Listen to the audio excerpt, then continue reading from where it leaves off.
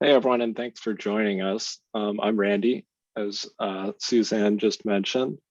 I'm in charge of engineering here at Helping Mouse. And also joining us are Bulos and Harut. Why don't you go ahead and introduce yourselves? Awesome. Thank you so much, Suzanne, for that warm introduction. Pleasure to virtually meet everyone. My name is Bulos, and as Suzanne highlighted, I work on our customer experience and relations and just community engagement. And then Harut? Yeah, hello everyone. My name is Howard. I'm just a expert with Helping Mouse. Happy to be here, and I'm gonna be helping with the most of the demo today. Yeah, and so just a quick agenda, just so everyone knows what to expect from the seminar today. So at first, we're going to do a brief background on Helping Mouse and what it is, just like Suzanne mentioned. Then we're going to Harut is going to do demos of some of the most common issues. And for folks that stay until the end, we're going to be sharing a code to get 30 minutes of free assistance from us in the future.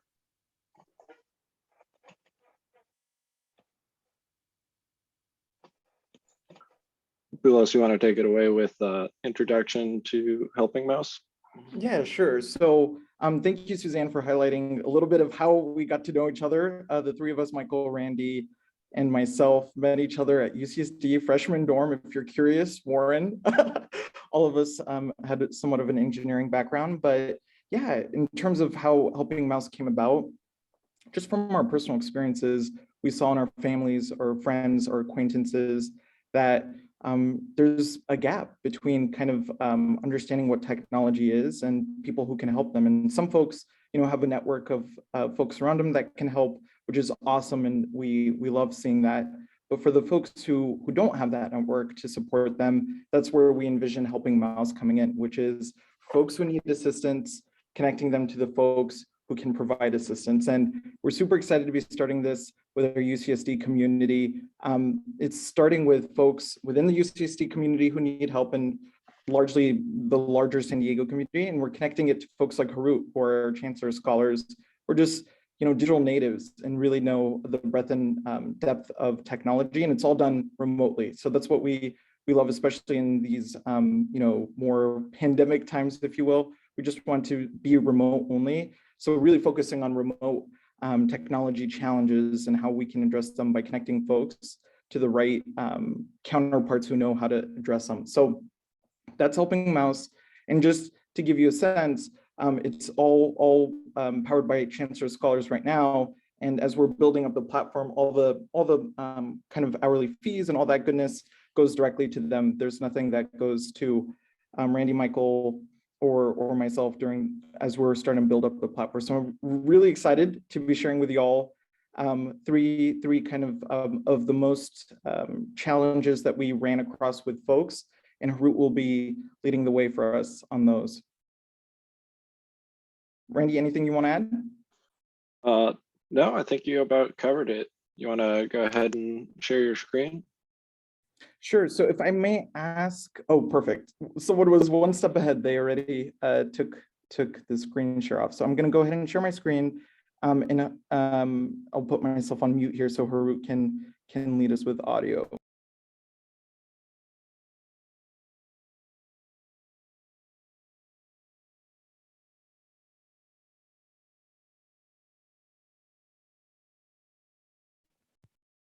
All right, so as I said, hello everybody, my name is Harut. So we're gonna start with some basics here. I'm gonna walk you guys through basic file management, and then we're gonna talk about folders and cloud storage on Macs before we transition into the iPhone portion.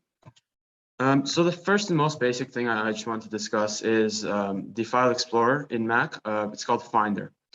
So there's a few ways to access it. Perhaps the most basic, if you do have it on your bar, either on the left, or for some people I know it's at the bottom. It's a little smiley face, Finder. If you don't have it here, you can also, from the desktop, you can usually find it here under File, Find. Either way, it's going to open up this menu right here, this window. And just to walk you guys through some basic files, file management perhaps. We're gonna take an example here from screenshots. And we'll discuss all these options here in a moment, but the most basic thing we can do with files, of course, and I'm sure most of you are familiar, but just to have the breadth of the demo. Of course, files here, we can move around files by simply holding the mouse button down and moving the mouse around while the mouse is still held down. And this way we can actually organize files into different areas. So I can put it into any of these folders by hovering over it. You'll see it goes into folders. We can also go back from that folder just by hovering over the back button. Now, if I want to move this file here, for example, like just hover over, well, not hover, but hold the mouse button down and move it into the folder. You'll see we can just let go now and the file is in the folder. This is how we simply move files. So it's going to take it from one location, move it to another. Moving on to more advanced things with the files, we can actually right click, or for those of you that don't have a right click, I know that on Macs, Control and left click also performs the same function.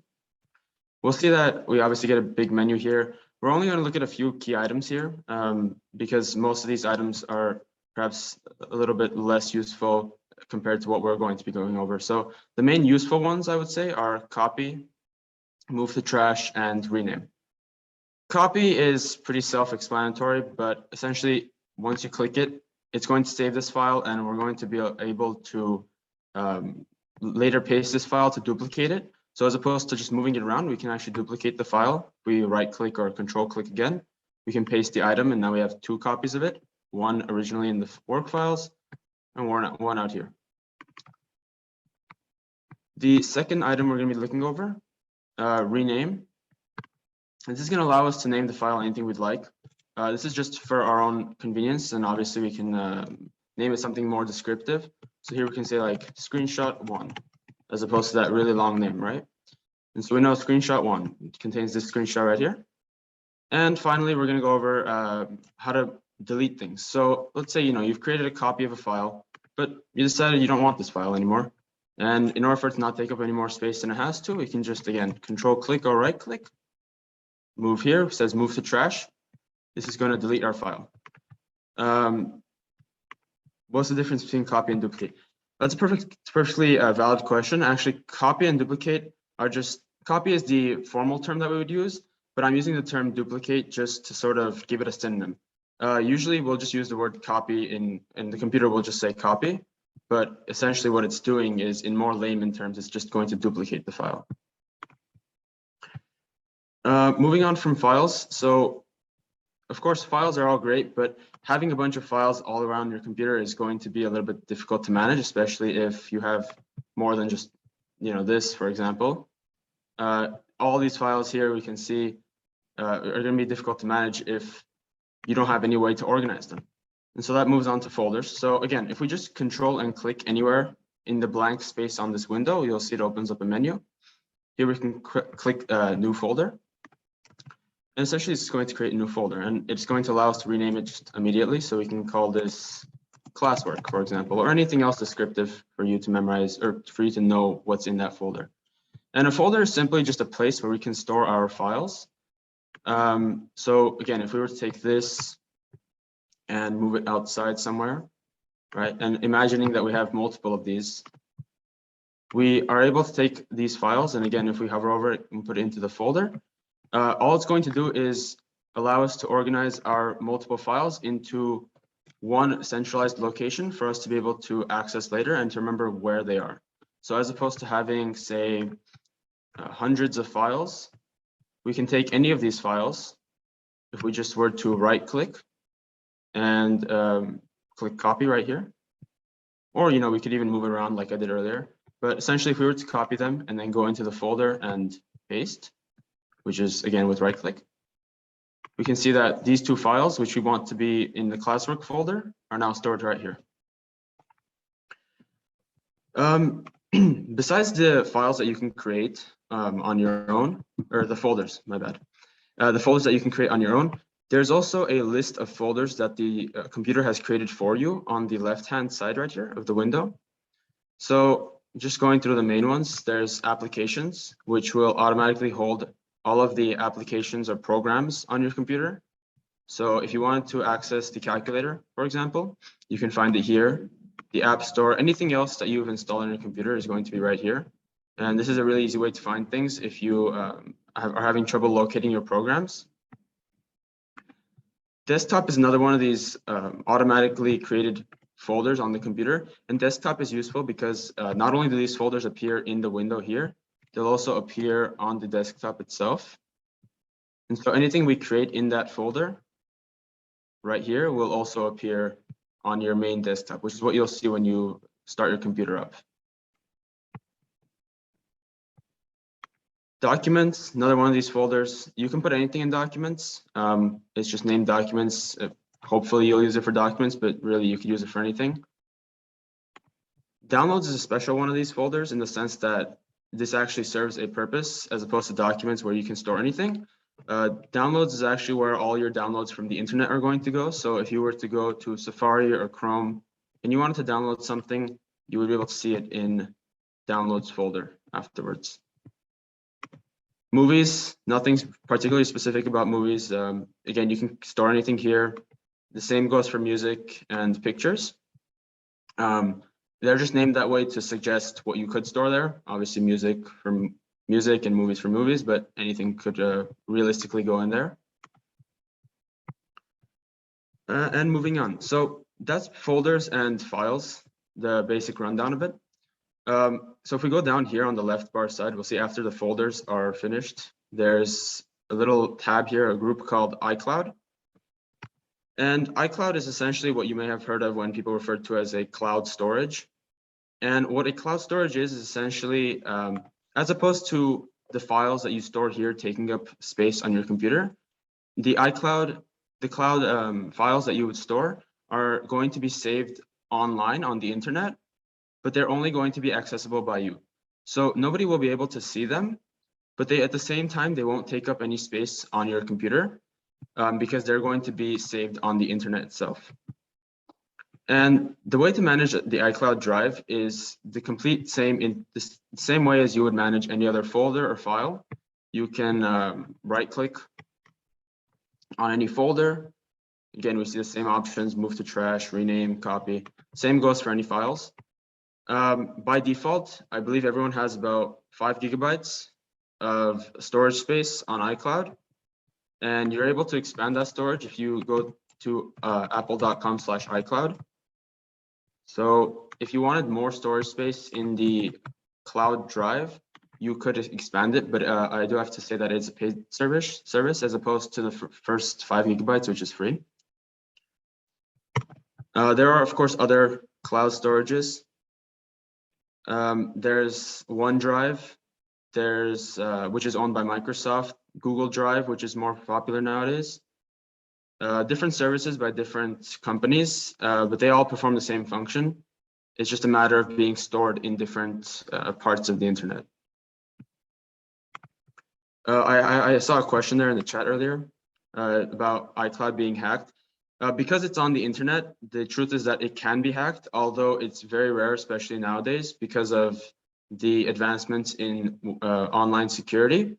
But because it's on the internet, technically it can be hacked, which is one disadvantage over storing it on your computer. The advantage was, like I said, it doesn't take up any storage space on your computer. So if your computer was full on storage, you could continue to store things on iCloud up to the quota that you're assigned. So 5 GB for free. And if you paid for more, then of course you would get that more storage. Moving on, let's see. Okay. So this was the file explorer, and of course a lot of files and folders will be here. A lot of the computer functions will be here, but not everything takes place in the file explorer. So to move on from that, I just want to really quickly show you guys a very useful feature on Mac. So if we go up here to the top right, you'll see a little magnifying glass. It's just a circle with a little stick coming out of it. If we click on this, it'll open up this bar here that says Spotlight Search. And we have the ability now to type anything that we want to find on our computer, on our keyboard. So it just automatically will find anything we want. Earlier, we saw a folder named work files. So assuming that we didn't know how to find it again, or we wanted a faster way to access it, we could go ahead and type work files. And you'll see that it'll pop up right there. If we just click on it now, it'll go to our work files folder. And this can be done with just about anything on the computer. So if we go back there, we could type in App Store, and it's going to find us the App Store. Same goes, for example, Chrome, Google Chrome. Click this, and it took us to Google Chrome, which was already open. So this is really useful, especially if you lose a hold of where your files are. All right. So I alluded earlier on to applications. I'm sure everyone here is familiar with the different programs on your computer, but programs are only so good as you actually have them installed, and the computer only comes with so many programs. At some point, you're going to want to install programs, and given that we're on Zoom, I think most of us here are familiar with installing programs to some extent. But I will go over two main methods of installing programs on a Mac. The first of which, being the more secure and recommended method, if possible, is to use the App Store, which you can find here, or of course you could again search for it as I did earlier, and it'll come up for you. The App Store is really useful because this is actually a pretty secure way. As I said, it's very safe. It's a safe method of downloading programs. The main feature here that we're going to be looking at, the main two features, will be the search and the updates category, which we'll go into in a second. But essentially here you can just search for whatever program you'd like. Just for an example, WhatsApp, right? Very popular app. And here we can just click get and install. And it's going to start installing the program onto our computer. It may ask you for an Apple ID. You put in your password, click get, and it should start installing. I'm not going to install it here for this demo, but you're free to try it out for yourselves at home. And it's a pretty straightforward process here. What's useful about the App Store, it comes with some reviews. It comes with different information about the app, which you might not get otherwise. So Suzanne is asking, can we assume that anything we install from the App Store is safe? In 99.9% of the situations, yes, because the App Store is actually checked by Apple workers themselves to make sure that no viruses and no malware get through. Now, is it 100% of the time safe? Well, I think any system can't be 100% of the time safe. But as I said, 99.99% of the time, the App Store results and the App Store programs are safe. So it's definitely my recommended way to install apps if you can. However, you may notice that not every app is available on the App Store. So if we hit Zoom here, I believe you see there is no real Zoom app. There's a few. It seems similar to Zoom. They're not actually Zoom itself. And so for these programs that aren't available, we're going to have to go and actually install it from the internet, which can be a little bit more dangerous in the fact that like there are viruses out there and such things, but we're going to talk about how you can minimize your risk as well. So I'm going to use the same example for Zoom. If we want to find anything to download on the internet, assuming it's a big company product such as Zoom, right? Zoom is very popular, very big product. We can just simply search for the name of the product and then write download. We can do this here, or we can also do it from google.com itself or any search engine. Right, Zoom download. We'll see the first result is usually the right one. We'll just click the first result, download center, download, right? And it'll start downloading. Now, once the download is completed, you'll see it on the bottom left right here. We can just click on it and it'll bring us a menu here.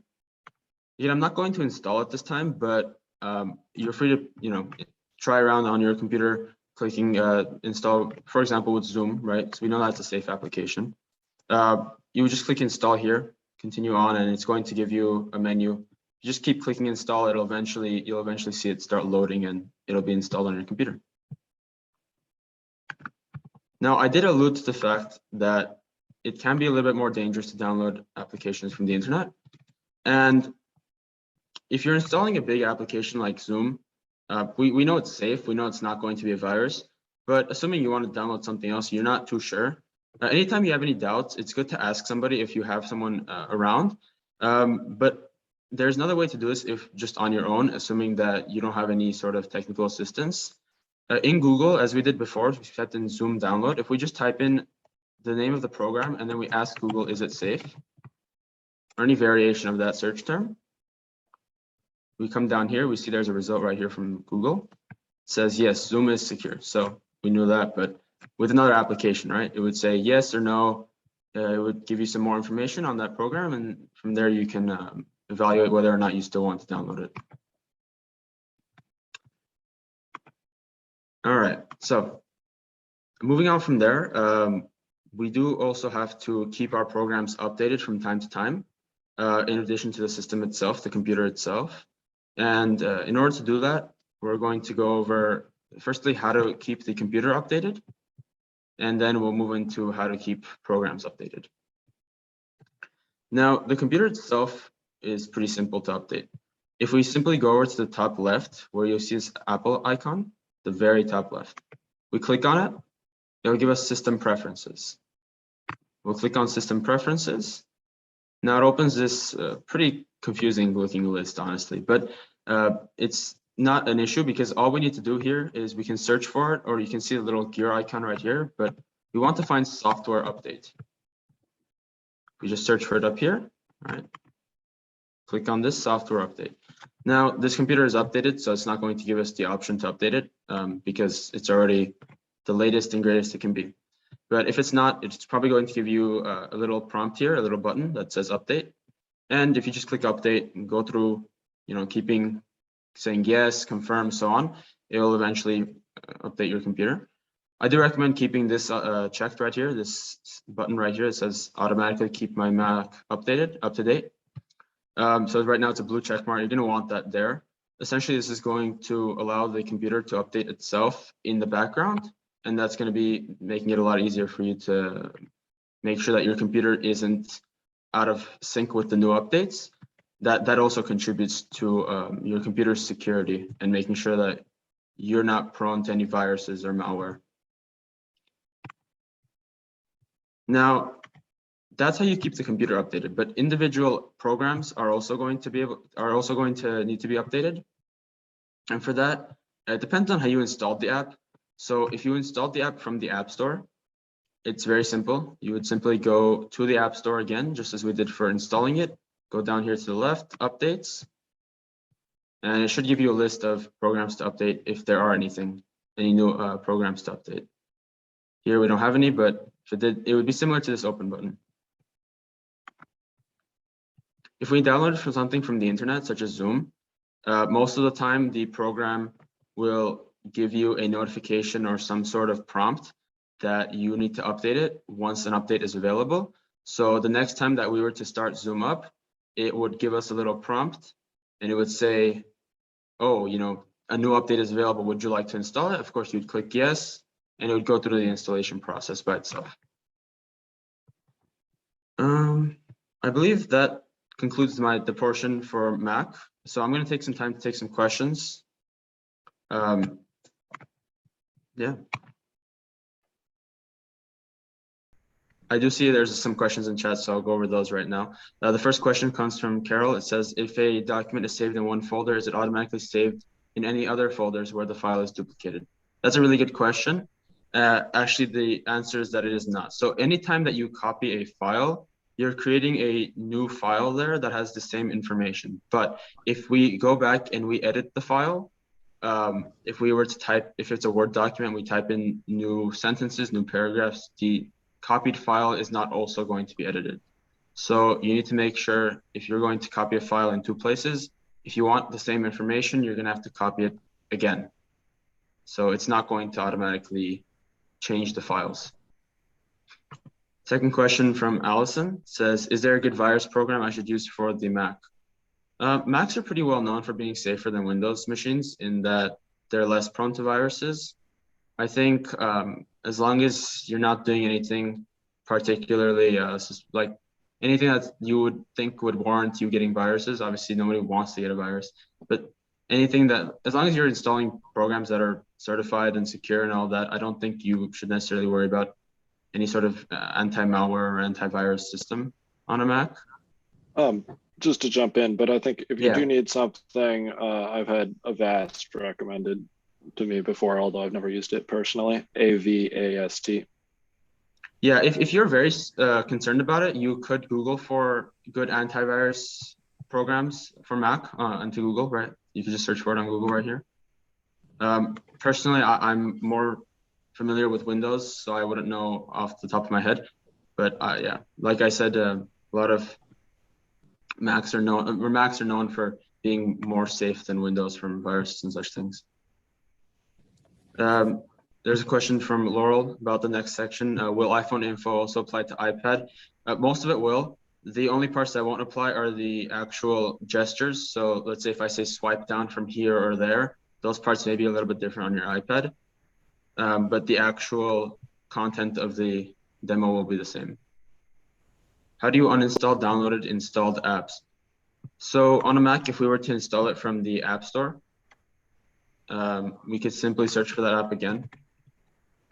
And assuming that we had installed it, this get button would likely say uninstall or some variation of that. And then we could click it again, and the same way that I installed it, it would uninstall. There's a lot of questions. Go ahead and continue answering them, Harut. I think this is valuable. Okay. If I call for your assist, this question comes from Anne. If I call for your assist, could you help walk me through connect iPad/iPhone to wireless Canon Pixma printer? I believe perhaps Randy, yeah, if you could answer that. Yeah, I'll take this one. So printer issues are something we've gone a little bit back and forth on. Basically, we try to help people out with anything that can be done remotely, and printer issues are sometimes more difficult to do that with. But if you fill out our contact form, which we'll go over at the end, then we'll contact you to kind of try to see the nature of your issue and to see whether or not we'll be able to help you. But I think we can help with most issues, but some specific hardware issues sometimes are more difficult to do remotely. So we'd have to decide on a case-by-case basis. Another question from Anne here. It says, when I delete an app, it goes to cloud. How to completely delete it? If you're talking about apps, or yeah, if you're talking about an app that you installed on your computer itself, actually it won't go to the cloud. I believe it'll go to the trash here, which is on the all the way to the right on your bar, or if your bar is on the left, such as Bulos's, it's all the way down on the left corner, the bottom left corner. And if we open the trash here, we'll see there are certain things that we deleted earlier that aren't truly gone. Here we can actually fully get rid of it. And to do that, we just need to right click on it and click delete immediately. And that will actually delete the file entirely, or the folder, depending on what you have selected. And that will actually clear up more space. I have a private message as well from Bonnie. I have an iPad and an iPhone. They're asking how to sign up for 30 minutes help. So you can actually go to helpingmouse.com, and there's a form where you can fill out where you put in your basic information, contact info, and the problem you're facing. And one of our experts will be able to reach out to you and help you. And Bonnie was also asking for the code because she has to go to a doctor's appointment. Bulos, would you mind direct messaging it to her? I don't have access to the direct message, but Bonnie, if you, we'll definitely get it to you. Yeah, maybe we'll reach out through Suzanne. Yeah. Okay. Go ahead. Cool. Yeah, I'm just going to take a moment to connect from the iPhone. One moment. And I'll go ahead and stop sharing the screen here.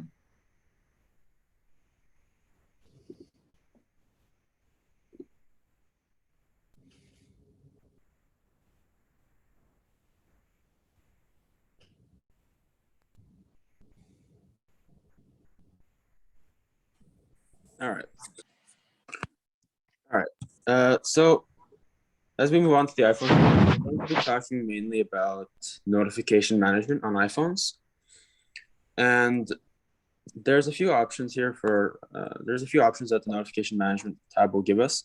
So the first thing we want to do to pull up all of our notifications is on the newer models of iPhone, you're going to want to swipe down, directly down from the top left of your screen. So like this. If you have an older iPhone, you can swipe down from any part of the top of the screen. So it doesn't have to be the top left. You could do the top center even. But on the newer ones, you know, the ones with the notch, you want to swipe down from the top left. And so when you come here, you're going to see a bunch of notifications. And so obviously you don't want all of these here. You're going to want to get rid of, you know, most of these notifications, the ones that don't particularly interest you at the moment. And so to do that, we're going to swipe from the right of the screen towards the left, from the right towards the left in this motion. If we do this slow enough, it'll give us these two options, which we can just let go. And it'll show us view and clear. Different apps will have different tabs here. So you can see YouTube has manage, view, clear. And each app, you know, you can configure on your own, particularly what you want it to do. But we're going to be going over, first of all, the manage tab. And so manage is going to allow us to change how we receive these notifications. So here you say, it says YouTube. So all YouTube notifications, we have two main options here. And we also have more specific options and settings. So if you want to really quickly manage the YouTube notifications, you could say deliver quietly, which is going to allow the notification to come in without making any noise on your phone. So I believe this will also silence any vibrations. So no vibrations or any notification sound. And turn off is going to just completely turn it off. So we won't even see it visually here. But if we want to go into the more depths and the more detailed parts of how to manage the notification, we would click settings here.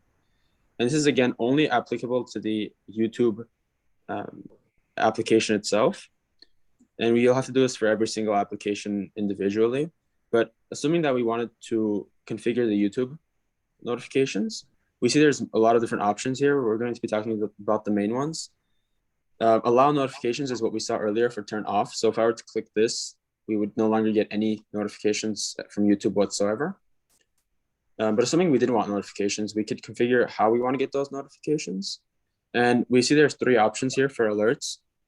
Lock screen is going to show your notification when the phone is locked. So in other words, before you've entered your passcode, if you do have one. Notification center is what we just looked at, right? We can toggle these individually. Is the center right here. See, it says notification center. And we can change whether or not we want the YouTube notifications to appear here. And banners is what you'll usually see when the notification just comes on. So as soon as you get the notification, I'm sure you guys have experienced that there's a little thing up here, a little notification up on the top of your screen, such as I'm trying to stimulate it right now. And that has different options. So temporary, persistent. Feel free to play around with those. But we're not going to get into all of the details. The other main part of this is sounds. So this toggle right here. Sounds is just going to change whether or not you get a notification sound when the notification comes to your phone. This won't change vibration settings, and you're still going to get the notification. It just won't make any sound. Now going back to the main notifications tab, besides being able to manage the notifications themselves, when the notification comes, you're probably going to want to see what it's about. So for example, if we want to see what this is about from UC San Diego, we would simply click on it. In this case, there are two notifications, so it showed both of them. But if we click on it again, it's going to open the UC San Diego app, and it's going to go to the notifications tab. This is simply going to show you what the notification is about. It's going to give you more detail. It's going to open the app that it's from. Going back to Notification Center, like I alluded to earlier, you're probably not going to want every single notification here for the rest of eternity. And in order to do that, we simply just need to, again, from the right to the left, swipe. And we'll see these options again. This time, we're just going to click clear. And we see that notification is gone. We can do this for all of the notifications. Or if we swipe far enough to the left, it'll just automatically clear it. Another thing that you should probably want to pay attention to is whether or not your phone's vibrate switch is toggled. So on iPhones, on the left of the device itself, on the physical device, above the volume buttons, we're going to see that there's a little toggle. And if we push this towards the screen, it's going to turn on the ringer. You're going to get a little notification like pop up there. It says ringer, right? And essentially this is going to allow the notifications to make sounds as well as calls. Whereas if we were to take that same switch and push it back away from the screen, it's going to say silent mode on. It may say vibrate mode for you. That's the default on iPhones. And that's all that's going to do is going to make it so that any notifications, any calls that you receive are only going to vibrate your phone, but you're not going to hear any sound coming from it.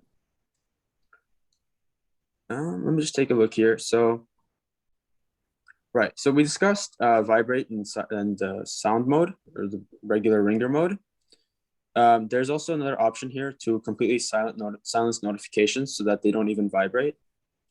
And this is going to be through the settings app. So if we were to go to the main settings app, when you first open the settings app, it'll come to here.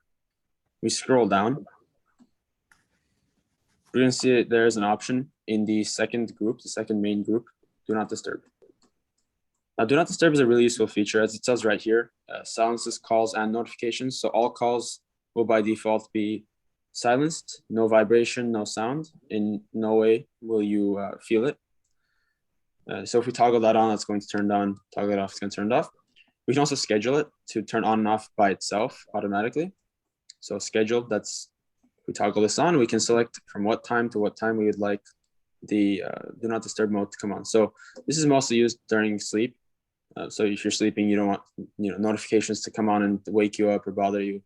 So you can see it, for example, from 10 p.m. to 6:35 a.m.